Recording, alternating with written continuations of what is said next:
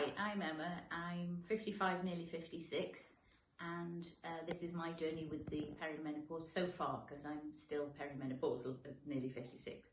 I was 49 when I first realised that I probably was entering the menopause, and in my mind I was anticipating it to be around 50 because my mum was 50 when she hit hers. But 48 was the crucial year between me feeling supremely confident and the top of my game at 47 and then rock bottom at 48. So it went from one high to an extreme low in 1 year. And I was so low that I literally didn't know who to turn to. I thought the Samaritans wouldn't want to hear from me.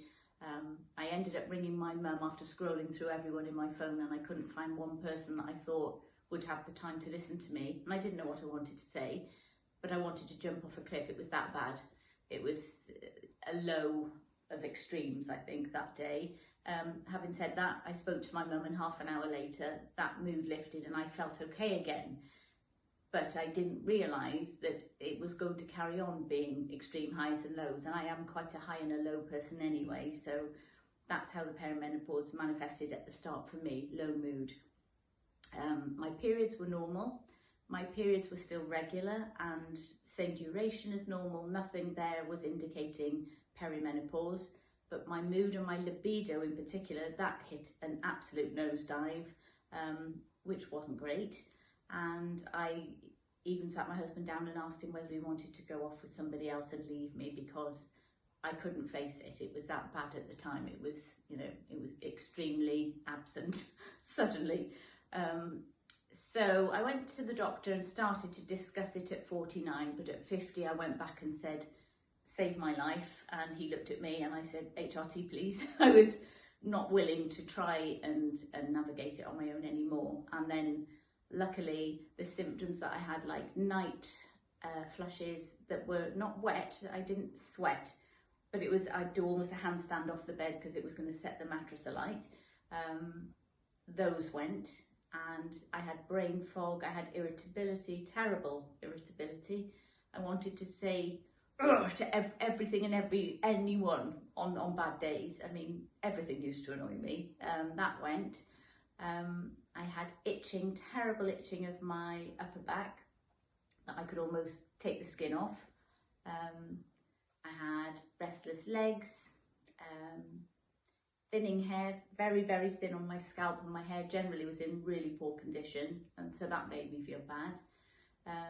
Trying to think what else I had at that early stage. I think the main things were the libido, the mood, the hot flushes at night, but I didn't have hot flushes like you think of women throwing their jumpers off in the office type of hot flushes in the day. It was mainly at night, and it would wake me up, and the feeling of dread, impending doom and dread, and the stomach would flip over, and you'd think, what's that about?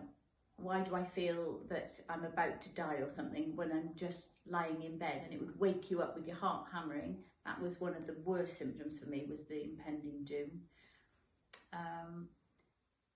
In lots of ways, you can mask the perimenopause symptoms and you can carry on living your life and no one knows. And so for me, one of the awful symptoms was feeling that I was going a bit mad and I was on my own and nobody would listen to me, and I felt paranoid. So that was another new emotion that came in. So I didn't really want to mix with my friends so much. If they were going on a night out, I would try and find a reason to avoid it. And I'd been quite sociable the year before, so it just changed very quickly. So I think it was mainly to do with mood, I would say, my symptoms. It wasn't so much the periods, it wasn't so much. I did have tender breasts occasionally, but it was nothing extreme. It was just the low mood and the irritability and the feeling of being overwhelmed with the slightest thing. Like if you said to me, drive to the next village, if it was a street I didn't know how to get to, I'd be anxious about it. But I wouldn't have been anxious the year before. It just suddenly came upon me, the anxiety. So I think that's how my perimenopause started. Lovely. So did you notice any barriers to getting your HRT? No, my male GP at the time was great. And then I saw a lady at the same practice, and both were happy to put me on Tibolone. which now I know more about HRT, perhaps wasn't the ideal type, and before long I did change from Tibolone, but I didn't have any problems with it. It didn't make me have any bad symptoms or side effects. It was fine. And then I tried estrogel, and then now I'm on patches. My GP surgery, I realise I'm a very, very, very lucky person, because you can get an appointment, you do get a sympathetic ear, and they do allow you to change and up your dose and try different things. So I know I'm in a minority, and I speak to a lot of other women that aren't in that position, but I'm really lucky.